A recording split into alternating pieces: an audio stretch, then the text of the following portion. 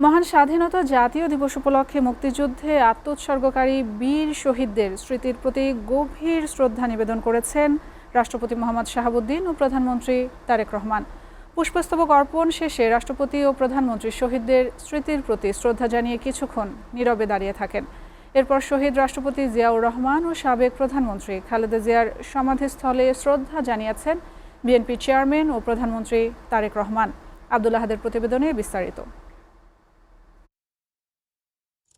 মহান স্বাধীনতা ও জাতীয় দিবস উপলক্ষে জাতির শ্রেষ্ঠ সন্তানদের প্রতি শ্রদ্ধা জানাতে জাতীয় স্মৃতিসৌধে যান রাষ্ট্রপতি ও প্রধানমন্ত্রী।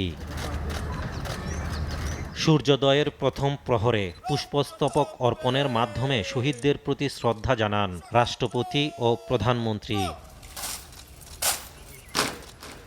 এই সময় সেনা, নৌ ও বিমান বাহিনীর একটি চৌকস দল রাষ্ট্রীয় সালাম প্রদান করে। বিউগলে করুণ সুর বেজে ওঠে।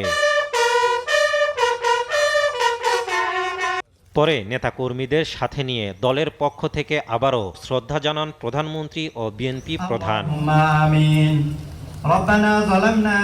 এরপর শেরেবাংলা নগরে শহীদ রাষ্ট্রপতি জিয়াউর রহমান ও সাবেক প্রধানমন্ত্রী বেগম খালেদা জিয়ার কবরে প্রথমে প্রধানমন্ত্রী হিসেবে এবং পরে দলের পক্ষ থেকে শ্রদ্ধা নিবেদন করেন তারেক রহমান।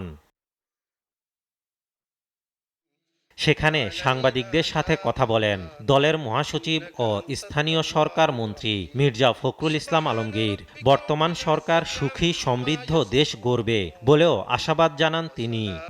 নেতা জনাব তারেক রহমান, যিনি দীর্ঘ 15 বছর ধরে নির্বাসিত থেকে আমাদেরকে নেতৃত্ব দিয়েছেন এবং এখন এই নির্বাচন থেকে শুরু করে পূর্বে পর্যন্ত এবং আজকে নির্বাচনের পরে সরকার গঠন করার পরে যিনি তার সম্পূর্ণ নতুন চিন্তা ভাবনা নিয়ে দেশকে গড়ে তুলবার কাজে লিপ্ত হয়েছেন, গড়ে তুলেছেন, মানুষকে সংগঠিত করছেন এবং মাত্র 1 মাসের মধ্যেই তিনি তার নেতৃত্বে বাংলাদেশ অনেক দূরে এগিয়ে গেছে।